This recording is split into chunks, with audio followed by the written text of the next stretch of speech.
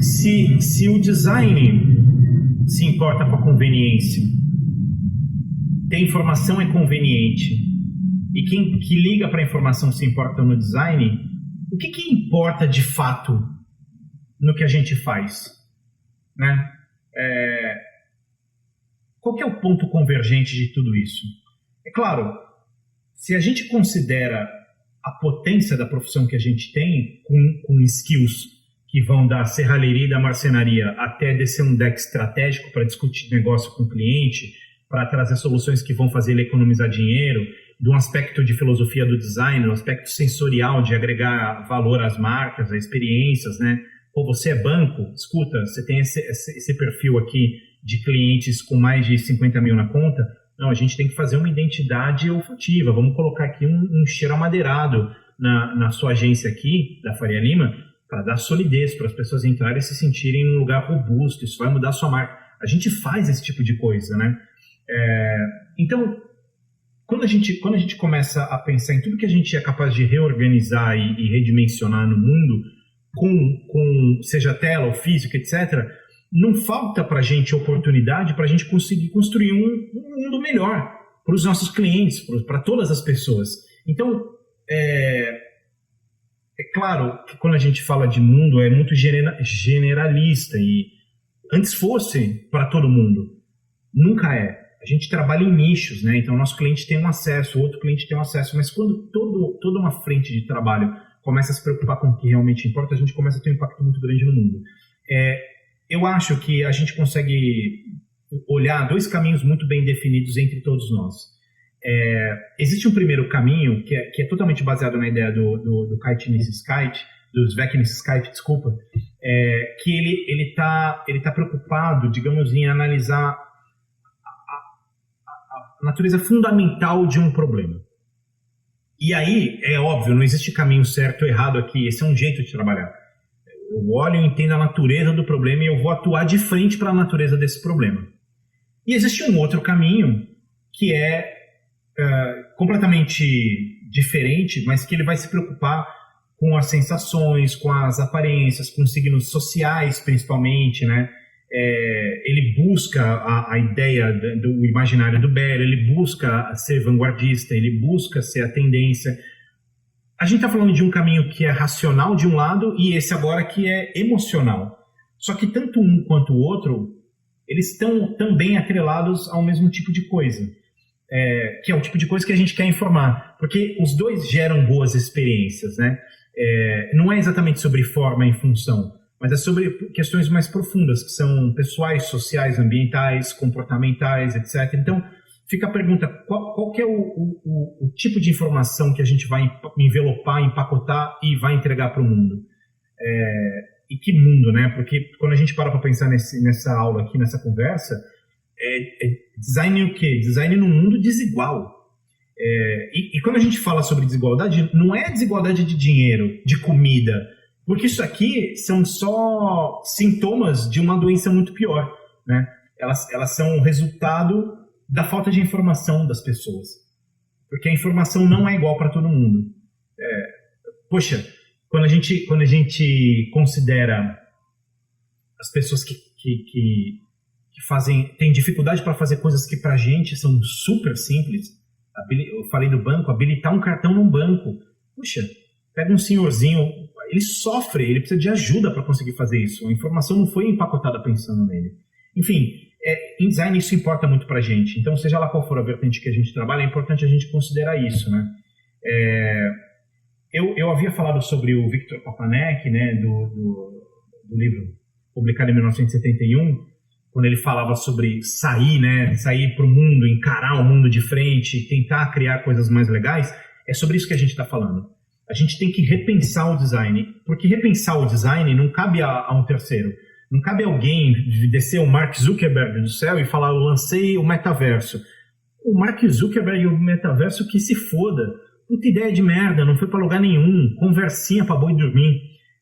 A gente se prende muito em grandes promessas quando, na verdade, as pequenas coisas são as que fazem a diferença. O nosso método de trabalhar faz a diferença. Eu fico vendo hoje em dia, tem acontecido muito nas últimas semanas, né? Muita gente criticando as inteligências artificiais que acabaram de ir para a rua, né? Ah, mas eu fiz um teste no chat GPT e o resultado foi uma merda. Então, tudo bem, mas por que você não faz um teste para ver se dá para tirar alguma coisa proveitosa disso, para melhorar o seu tempo de trabalho e trabalhar menos, e entregar mais rápido e conseguir chegar mais longe, porque a máquina vai enxergar bancos de dados que a gente não tem dentro da nossa cabeça. Não dá para a gente simplesmente olhar de maneira pontual e positiva para tentar ir melhorando as coisas. Quem melhora as coisas somos nós, a nossa prática. Então, quando eu falo sobre repensar o design, eu acho que tem cliente que não vale a pena atender. Tem cliente que não está pronto para trabalhar com a gente. E é triste, porque a gente não faz um grande trabalho com um cliente pequeno. O cliente pequeno que eu quero dizer não é pequeno de grana, é pequeno de cabeça. Um cliente que não entendeu o que está acontecendo, qual o rolê, ele não consegue nos dar uma oportunidade para a gente fazer um grande trabalho. A gente vai ficar batendo cabeça na parede. Quando a gente pensa no que dá para ressignificar, para repensar, etc., a gente tem que olhar para as propostas que a gente tem colocado na rua, para os nossos clientes, para as coisas que a gente faz e também as propostas que a gente está levando para o futuro. Mais do que isso, eu acho que atualizar os próprios perfis profissionais. Porque quando é que nasce uma profissão, né? Todo ano sai uma matéria falando assim, quais são as profissões do próximo ano, né? As profissões que vão bombar de ganhar dinheiro. Vocês já pararam para pensar que vocês podem criar uma profissão e chegar pro mercado e falar assim, então, eu sou especialista em blablibla. O que é blablibla? Eu cruzo informações com dados, olho para varejo e tereréu, tereréu. Você pode criar uma profissão, você pode todo dia acordar e inventar uma profissão misturando coisas que não foram misturadas ainda. Aliás, conheço um criativo, um redator muito bom, que ele falou para mim uma coisa meses atrás que eu achei foda. Ele disse assim, cara, tô estudando BI. Pô, quando ele falou isso para mim, eu achei foda. Um redator estudando BI, o que pode sair disso? Porque pensa, o profissional de Business Intelligence, ele vê o dado e ele tira insight disso. O redator, ele não só tira insight, mas ele pode construir o insight. É outra profissão, é outro rolê. Só precisa de um tagline, entendeu? De uma nomenclatura. Mas quando eu falo sobre atualizar perfil, olha só o modelo que a gente tem mais próximo, né? De um lado a publicidade e do outro o design. Muito legal. Você chegar na agência de publicidade, tem... você é o quê? Eu sou publicitário. Que legal. O que você faz? Eu sou diretor de arte. Não, eu sou redatora. Eu sou atendimento. Eu sou planner. Eu faço produção. Sou do RTV. Eu sou mídia. O design é o seguinte... ele trabalha com design. Então ele é designer. Ela é designer. Ele mexe no Illustrator, mexe no Figma. O que é isso, entendeu? Porque o design tem tudo isso que está do outro lado. Então, a pessoa que escreve para design, a pessoa que atende os clientes de design, a pessoa que planeja e faz estratégia de design, ela não tem que ter uma especialidade focada em design. Ela vai ser um publicitário que... Não existe isso. Até porque você chega, por exemplo, o redator, o clássico caso do redator fazendo nome de marca. O redator é excelente, faz ótimos títulos, faz roteiro de filme, faz anúncio, faz conteúdo, atende 4 marcas no Instagram fazendo content. Aí ele tem que fazer um projeto de naming. Ele não manja de naming, ele não sabe quantas variáveis de naming existe. Variável que eu quero dizer, acrônomo, etc. Ele não manja a árvore de arquitetura de tipos de naming. Ele não sabe que todos os nomes de marca do mundo podem ser separados em 9 categorias. Ele não sabe quais são essas categorias, as diferenças entre elas, técnicas, conceituais, criativas. Pode fazer uma marca para mim, redator? Posso, claro. Eu queria uma topomínica. Topo quem? Topodídio? Não sei. Não é a praia dessa pessoa. Ela é publicitária e ela vai fazer coisas de publicidade muito incríveis. Mas é quem faz a de design. Ou seja, o que eu quero dizer no final das contas é que a gente pode repensar não só nas atitudes, mas com aquilo que a gente faz e mostra e vende para o mercado. Então, o que importa no design? O que importa no design é a nossa responsabilidade com os outros. Claro, é um desenvolvimento maior, profissional, para a gente passar a encarar os trabalhos com uma responsabilidade de fazer o quê? Informar de maneira adequada, porque daí a gente tem chance real de construir um mundo menos desigual. É disso que eu estou falando. Mas é muito efêmero, não é? Soa efêmero. Tá bom, então a gente tangibiliza. Se você tem um cliente varejista, um supermercado, um Carrefour da vida, qualquer coisa nesse sentido, por que você não coloca na rua itens que vão fazer as pessoas consumirem menos plástico? Em Berlim, por exemplo, não existe mais plástico. Todo mundo com sacolinha de tecido. Você vai no mercado e fala, esqueci minha sacolinha. Pô, sinto muito. Carrega na mão, carrega na bolsa, carrega na blusa. Não tem sacolinha, acabou sacolinha. Por quê? Porque o mundo, o presidente veio, o chanceler alemão e falou, não, acabou. Não, houve uma mudança de comportamento em quem trampa com isso. E isso mudou completamente o hábito das pessoas. Mesmo que as pessoas não tenham, e elas não têm todas, é óbvio, a informação, a atitude delas passa a carregar a informação, porque ela está embutida na ação, entendeu? Por exemplo, todo mundo aqui abre ali o iFood, a iFood pede uma comidinha, pô, legal. Mas quando a gente faz um packaging, por exemplo, uma papelaria, alguma coisa, a gente considera processo sustentável? Você considera tinta sustentável? Você já parou para pensar no puta mal que faz essas películas de plástico que ficam nas caixas de comida para não vazar comida, tipo aquelas de yakisoba ou de tantos restaurantes do iFood? Isso está cagando com o planeta. Quem criou isso? O restaurante ou foi um designer? Foi um designer. Quem produziu? Uma gráfica. Cadê a responsabilidade disso? Quando a gente faz as nossas interfaces, a gente considera a nossa opinião, chega para os colegas, fala, vamos fazer um teste de usabilidade, funciona, tá tudo certo. Mas e a minha avó usando? Minha avó não consegue. E ela tem que ser informada da mesma maneira que eu fui, que vocês foram. Ela tem que compreender as coisas da mesma maneira. É por isso que ela cai no golpe. Porque a informação para ela chega diferente, ela chega distorcida para que ela, sem a informação que tem, sem a base que tem, sem o conhecimento que tem, acredite e faça o Pix. É simplesmente uma quebra na coisa da informação, em como a gente empacota, em como a gente pensa no mundo melhor. Quantas vezes, de verdade, vocês criam, e quando vocês acabam de criar, vocês abrem um site para fazer teste de cor para daltônico, para validar as peças?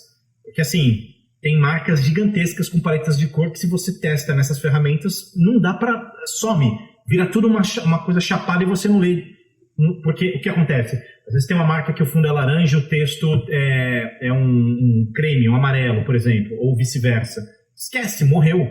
Faz o teste de daltonismo. Fica tudo igual. Então desaparece. A pessoa daltônica, aí você fala assim, Saulo, mas o daltônico é uma parcela muito pequena da sociedade, né? A Web para Todos, a Fundação Web para Todos, tem um estudo que ela diz que 1/4 do Brasil, 1/4 de um país de 200 milhões de pessoas, são 50 milhões de pessoas, tem algum tipo de deficiência que atrapalha na interação com interfaces. Pode ser daltonismo, pode ser cegueira, pode ser uma miopia aguda. Então são 50 milhões de brasileiros. É gente demais para a gente não pensar. O daltônico está lascado, nem o semáforo é pensado para ele, né? O farol, a sinaleira, dependendo de onde vocês estiverem no Brasil. É um caos. Quando a gente faz as coisas ali no nosso 4G, no nosso 5G, baixou rápido, aqui o que eu fiz é legal. E quem usa Edge? E quem não tem 4G? E quem usa internet pública? E quem navega no busão? Conecta ali no busão? Tem muito celular com pouca capacidade. Tem algumas empresas que fazem app pensando nisso, outras não. Mas a gente cria imagem JPEG o tempo inteiro. E sabe o que a gente faz? Mete uns JPEG de 12 MB na nuvem e deixa o bonito baixar. É cruel. Ou, por exemplo, quando a gente trabalha com uma marca que ela é mais ligada aos bens de consumo e tudo mais, a gente tenta equilibrar isso falando, pô, você está comprando um produto que é para a vida inteira, sabe? Vem um voucher, vem um negócio. A gente pode trabalhar, aliás, um monte de ideia, eu quero ganhar leão, fazer ideia para Cannes, não sei o que, mas tá aqui, ó, puta ideia, vamos tentar deixar o mundo mais coerente em relação à responsabilidade que ele tem, com um viés mais perene, passando a ideia de que as coisas podem durar gerações, ou então que as coisas podem cair na ideia do consumo circular. Pô, as coisas que estão paradas na nossa casa são dinheiro parado, né? Isso é uma coisa que me angustia muito em relação a carro, né? Que, sei lá, a gente compra um carro, então comprou o carro custa 100 mil reais. São 100 mil reais que a gente tem que não estão rendendo e estão desvalorizando todo dia. E pior, se a gente usa o carro para ir para o trabalho, por exemplo, então meia hora para ir, meia hora para voltar, porque mora perto do trabalho. Então, em 24 horas do dia, a gente usa esse patrimônio de 100 mil reais durante 1 hora. E durante as outras 23 horas, ele está desvalorizando e não está rendendo. Pô, é consciente isso? É cômodo? É cômodo, mas é cômodo só quando vai para a praia. Quantas vezes a gente vai para a praia por mês? Claro, eu estou contrastando tudo aqui, radicalizando, mas só para a gente, enfim, render esse pensamento, porque ele pode ir muito mais longe, né? Vocês podem levar ele muito mais longe. as coisas que estão paradas na nossa casa têm valor para terceiros, e isso também é uma coisa importante. E é ainda mais importante a gente educar as próximas gerações em relação a isso. Não é sobre consumir, não é sobre ter, não é legal. Ter é legal, mas cuidar é mais legal do que ter, né? Então, quando a gente fala, por exemplo, sobre qualquer coisa relacionada ao nosso âmbito com uma pauta de comunicação, a gente tem que ter esse tipo de preocupação. A gente está construindo e preparando as mensagens do jeito certo, a gente está usando símbolos que tem uma iconografia. Para mim está ótimo, a pessoa mais velha entendeu isso daqui, a gente está sendo sintético, a gente está sendo objetivo, a gente tem uma responsabilidade individual nessa tomada de decisão, a gente consegue organizar essas informações. Quando a gente fala de digital, você considera a amplitude de devices, quer dizer, ou só pensa ali na sua? É um parto, é óbvio que é difícil. Tem algumas empresas que têm centros com vários devices e tudo mais, mas dá para fazer isso online, dá para fazer isso no XD, dá para testar essas coisas, né? Também as questões de logística. Aqui no Brasil a gente tem muito problema de logística. Aliás, tem uma coisa que rola muito aqui, às vezes, que é o seguinte, às vezes a pessoa compra um item, tá, pela internet, sei lá, uma geladeira. Só que a pessoa mora muito longe, assim, ela mora no interior de Rondônia. E a geladeira saiu do centro de fabricação que, whatever, não foi em Manaus, mas foi em Santa Catarina. Um exemplo, tá? A fábrica da Fischer, que aliás pegou fogo até. Se a pessoa lá em Rondônia se arrepende da compra e pede para devolver, às vezes a empresa, ela cancela a compra, devolve o dinheiro, mas ela fala para a pessoa, pode ficar com a geladeira. Porque a logística é tão difícil até lá, que faz mais sentido abrir mão do produto e tomar o prejuízo do que gastar com o retorno dele para fabricar. É insano isso no nosso país, né? E é isso, a gente tem que pensar nessa diversidade de sensorial das pessoas, a gente tem que dar clareza para as pessoas. E quando a gente fala sobre comportamento, também a responsabilidade é de todos. E tem que ter, assim, tem sacola de plástico? Tá bom, mas deixa isso claro. Tem a embalagem packaging de comida? Tá bom, mas deixa isso claro, que é sua responsabilidade. Eu acabei de te entregar e agora é com você. E claro, cada vez mais renovável, sustentável, etc. Eu acho que no final das contas, o que a gente está conversando aqui, o design sobre um mundo melhor, ele não é um papo, não é para ser um papo ecochato, assim, precisamos salvar o planeta, as baleias e não consumir mais plástico.